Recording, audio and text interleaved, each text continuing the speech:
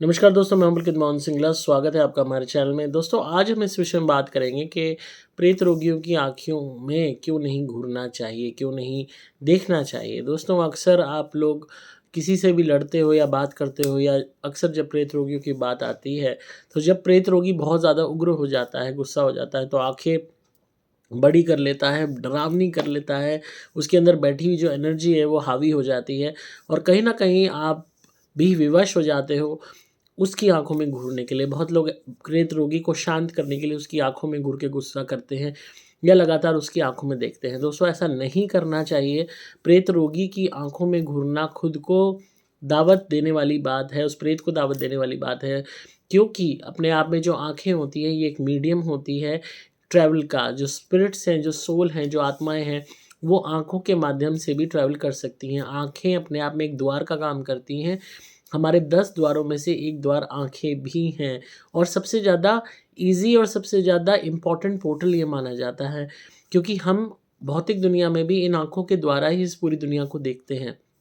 तो आँखों का एक सिम्बलाइज़ेशन, आँखों की एक महत्ता इतनी ज़्यादा है। अगर हम भौतिक दुनिया की भी बात करें या पारलौकिक दुनिया की बात करें, ये जो दृष्टि है, इसके माध्यम से आत्माओं का आना-जाना, शरीर में प्रवेश करना, शरीर से निकल जाना अपने आप में एक बहुत ही इम्पोर्टेंट एस्पेक्ट माना जाता है।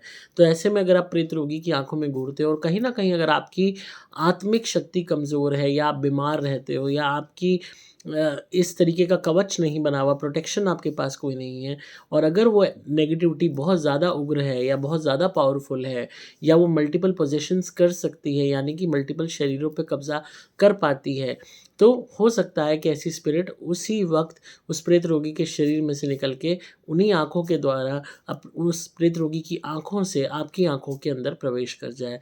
आपने देखा होगा कि बहुत लोग होते हैं जो तांत्रिक होते हैं, अक्सर कहते हैं हमारी आँखों में देखो, और आप आँखों में देखते हो उसकी, तो आप वशीभूत हो जाते हो या वही करते हो जो वो कहता है। बहुत लोग किसी को भी काबू में करने के लिए, हिप्नोटाइज़ करने के लिए अपनी आँखों में देखने को कहते हैं।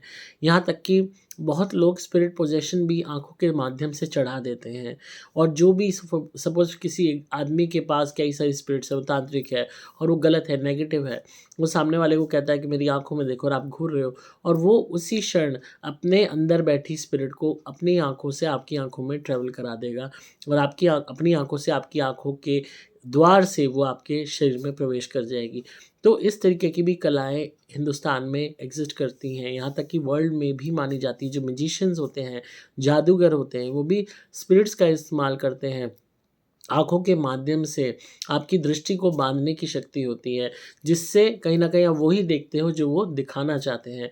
तो अपने आप में आँखों का एक बहुत बड़ा खेल है, एक बहुत बड़ा गहरा राज़ है, जो जादू की दुनिया में इस्तेमाल होता है, और पारलौकिक दुनिया में, भूत-प्रेतों की दुनिया में भी इसकी बहुत ही ज़्यादा इम्पोर्टेंस मानी जाती है।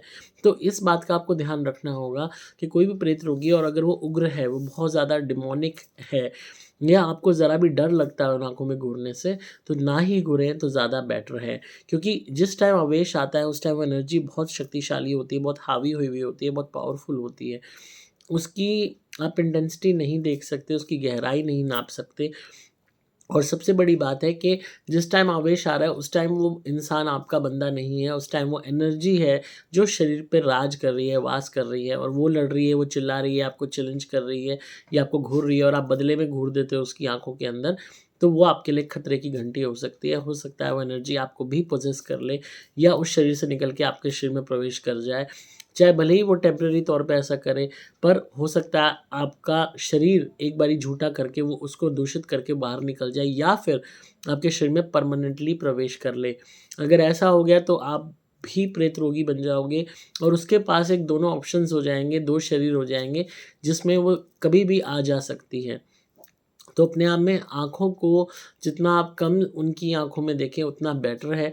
और हमेशा ध्यान रखें कि कोई भी बंदा जो प्रेत रोगी को हैंडल करता है, ये बहुत ज़रूरी है कि आपका खुद का स्पिरिचुअली हाई होना, आपके लिए अंदर वो रिलीजियस वैल्यूज़ होनी चाहिए। पूजा-पाठ आपको रेगुलरली करना होगा, ताकि आप खुद को डिफेंड कर सकें। आपको मीट, मांस, अंडा, शराब, मछली को त्यागना होगा, अगर आपको अपने आप को प्रोटेक्टेड रखना है तो। जितने भी लोग मीट, मांस, अंडा, शराब, मछली का सेवन करते हैं, इनकी ऑटोमेटिकली शक्ति, आत्मिक शक्ति बहुत कमज़ोर होती है। बहुत ईज़िली ऐसे लोग भूत प्रेतों के शिकार बन सकते हैं, नेगेटिविटी के शिकार बन सकते हैं, इस तरीके की पारलौकिक चीज़ों के शिकार बन सकते हैं। और ऐसे में आप ड्रिंक भी करते हो, नॉनवेज का भी सेवन करते हो, ज़्यादा रिलीजियस भी नहीं हो, पूजा पाठ भी नहीं करते और इस तरीके के आवेश में आप अगर घूरते हो प्रेत रोगी को, तो ये बहुत चांसेस हैं कि वो नेगेटिविटी आपके शरीर में आँखों के माध्यम से प्रवेश कर जाए। इन केस वो एनर्जी कोई जिन होता है और नॉर्मल कोई स्पिरिट नहीं होती, कोई डिमोनिक स्पिरिट होती है, कोई शैतानी ऊर्जा होती है, तब आपके लिए लेने के देने पड़ सकते हैं। तो इसलिए बहुत ज़रूरी है इस बात को समझना कि आप कभी भी इस तरीके का जोखिम ना उठाएँ, ख़ासकर अगर आपके पास प्रोटेक्शन नहीं है। और ये बहुत ज़रूरी है कि प्रोटेक्शन रखना, और मैं हमेशा से इस बात को कहता हूँ कि खाली प्रेत रोगी को ही प्रोटेक्शन की ज़रूरत नहीं होती, बल्कि जो उसके परिवार वाले हैं, उनको प्रोटेक्शन की ज़रूरत भी होती है और बल्कि ज़्यादा होती है। जो ख़ासकर उस प्रेत रोगी को हैंडल करते हैं, उसको नहलाना, उसको उठाना, बिठाना, खाना खिलाना, उसके आवेश पे उसको पकड़ के रोकना या उसको कहीं जाने से रोकना या फिर किसी भी तरीके से उसका कोई भी जो ट्रीटमेंट कराता है घर का सदस्य, उसकी प्रोटेक्शन भी बहुत ज़रूरी है। घर में जो बच्चे हैं उनकी भी और बड़े बूढ़ों की भी। मैं एक छोटा-सा एग्ज़ाम्पल देता हूँ, मैंने एक केस किया था जहाँ पे एक लड़की के ऊपर स्पिरिट थी और बहुत गंदी शैतानी ऊर्जा थी। उसकी लड़की की मदर उस लड़की को कंट्रोल करने की कोशिश कर रही थी, पकड़ने की कोशिश कर रही थी और वो जो स्पिरिट है वो उसको चैलेंज करती थी कि या तो तू मुझे छोड़ दे, इसके हाल पे छोड़ दे लड़की को, अगर तूने जो है कोशिश की ज़रा भी रोकने की, तो मैं तुझे हार्म करूँगी, नुकसान पहुँचाऊँगी। वो एकमात्र एक चेतावनी थी और वो चेतावनी बहुत गहरी थी। उसकी मदर ने हमें कॉन्टैक्ट किया और हमने तुरंत उसकी मदर को लॉकेट पहनवाया अपना। वो पहनने के बाद जब दोबारा एक बारी रात को आवेश आया उनकी बेटी को, तो वो दोबारा मदर ने कंट्रोल करने की कोशिश की, बेटी को पकड़ने की कोशिश की, उस चीज़ से बात करने की कोशिश की, कम्युनिकेट करने की कोशिश की। तो वो चीज़ कहती है कि तूने जो लॉकेट पहन रखा है ना, इसी वजह से तू बच रही है। अगर ये नहीं तेरे को तूने पहना होता तो मैं तुझे बताती।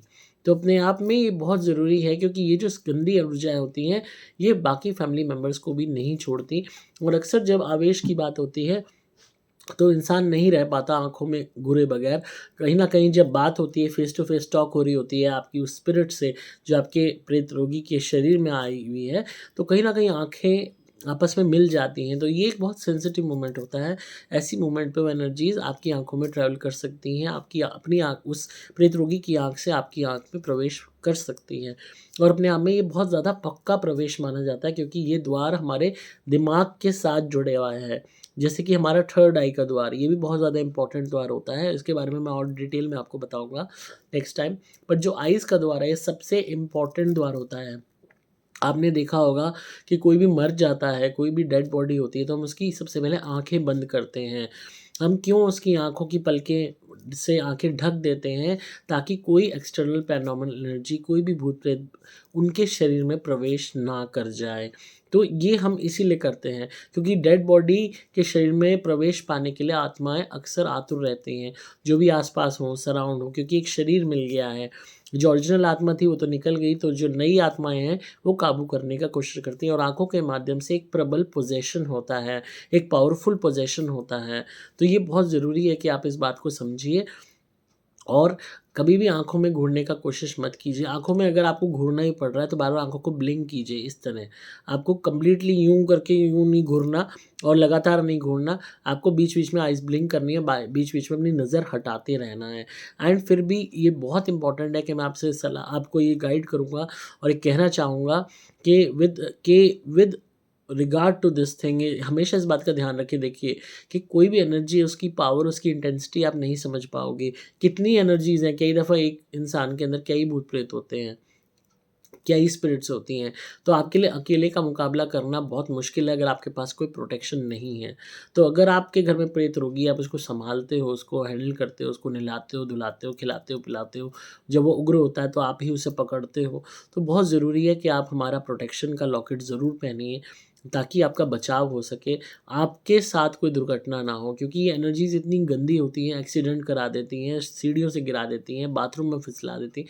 दे can do anything, they can go to any extreme, कुछ भी ये कर सकती हैं अपने उस रास्ते में आड़े आ रहे लोगों को रोकने के लिए, क्योंकि उनका एक ऑब्जेक्टिव है उस प्रेत रोगी को मारना और अपने साथ उसकी सोल को ले जाना। अब इस चीज़ में जो भी रोक लगाएगा, जो भी रुकावट पैदा करेगा, वो उनका दुश्मन है। तो आप चाहे मदर हो, चाहे फादर हो, चाहे बेटे हो, चाहे भाई हो, चाहे बेटी हो, जो भी है आपका जेंडर, जो भी आपका रोल है, जो भी आपका रिश्ता है उस फैमिली मेंबर के साथ, आपकी प्रोटेक्शन बहुत ज़रूरी है। जो भी लोग भूत प्रेतों का इलाज भी करते हैं, तांत्रिक भी हैं, चाहे मैं एक साइकिक के तौर पे कहूँ कि मैं भी अपनी प्रोटेक्शन पहले करता हूँ, तभी इलाज करता हूँ। और सभी लोग जितने भी इस फील्ड में हैं, वो अपनी प्रोटेक्शन पहले करते हैं। सबसे ज़्यादा सेंसिटिव पोजीशन घर के फैमिली मेंबर्स की होती है, क्योंकि उनके पास कोई प्रोटेक्शन नहीं होती। वो सोचते हैं कि शायद जो एक प्रेत रोगी है यही ग्रसित है, इसी को हुआ है, हमें तो होगा नहीं। ये बहुत बड़ी बेवकूफ़ी है। ये एनर्जीज़ किसी पे भी अटैक कर सकती हैं, उनके लिए कोई भी चीज़ मायने नहीं रखती, सिर्फ़ उनका मकसद मायने रखता है। तो ये इस बात को ध्यान दीजिए कि आपके पास स्पिरिचुअल पावर भी नहीं है, पैरानॉर्मल चीज़ों को हैंडल करने की पावर भी नहीं है, और चौबीसों घंटे आप भगवान का नाम भी नहीं ले सकते। मीट, मांस, अंडा, शराब, मछली इसका सेवन करने वाले मैक्सिमम लोग हैं। तो ऐसे में, और जहाँ कहीं न कहीं लाइफ़ में कमियाँ हैं, एक खुद के अंदर कमी है, तो एक प्रोटेक्शन की बहुत ज़रूरत है। तो आप लॉकेट मेरा मँगा के ज़रूर पहनिए अगर आप प्रेत रोगी को हैंडल करते हैं। और अगेन उसकी आँखों में बार-बार मत घूरिए, कभी भी आवेश आता है तो आइज़ को ब्लिंक करते रहिए और बीच-बीच में अपने चेहरे को हटा दिया कीजिए उसकी आँखों के सामने से। चाहे तो आप बात भी कर रहे हैं तो थोड़ा-सा आँखों को नीचे करके, आँखों के बिल्कुल पैरेलल आँखों में ना देखते हुए, थोड़ी-सी आँखों को नीचे करके तब आप बात करने का प्रयास कीजिए। और हमेशा मैंने ये बोला है कि जब भी आवेश आता है प्रेत रोगी को, तो उसकी चीती उँगली यानी कि ये इसको बीचिए बहुत बुरी तरह, तेज़ी से दबाइए इसको, ताकि वो एनर्जी बोले कि मैं कौन हूँ, कहाँ से आई। या फिर ये एरिया जहाँ पे हम बाली पहनते हैं, तो इस एरिया को भी तेज़ी से आप दबाएँगे, तो वो एनर्जी जो आवेश में आ रही है, बोल रही है, वो अपने आप जो आपके सवाल हैं उनका जवाब भी देगी। एंड अगेन कोशिश कीजिएगा आई कॉन्टैक्ट कम से कम हमें करना है और ज़्यादा से ज़्यादा बुलवाने की चीज़ें करनी है। तो ऐसे में प्रोटेक्शन का लॉकेट ज़रूर पहनिए ताकि आपको कोई हार्म ना हो। और घर में रेगुलरली धुनी कीजिए मेरी, नारियल उतारे कीजिए प्रेत रोगी के, जो हम देते हैं, जिससे बचाव हो, जल्द से जल्द रोग से मुक्ति मिले। तो आई होप आपको आज की वीडियो पसंद आई होगी। तो इसी तरह सुनते रहिए, प्यार देते रहिए, सब्सक्राइब कीजिए चैनल को, ताकि आपको पारलौकिक और आध्यात्मिक दुनिया का ज्ञान मिले। लॉकेट के लिए या धुनी के लिए या क्रिया वाले नारियल के लिए आपको सिंपली मोबाइल नंबर 8130331007 पे संपर्क करना होगा, व्हाट्सएप मैसेज या कॉल द्वारा। नंबर मैं दोबारा बोल रहा हूँ, 8130331007। डिस्क्रिप्शन में आपको डिटेल्स मिल जाएंगी। मैं हूँ आपका दोस्त पुलकित मोहन सिंगला।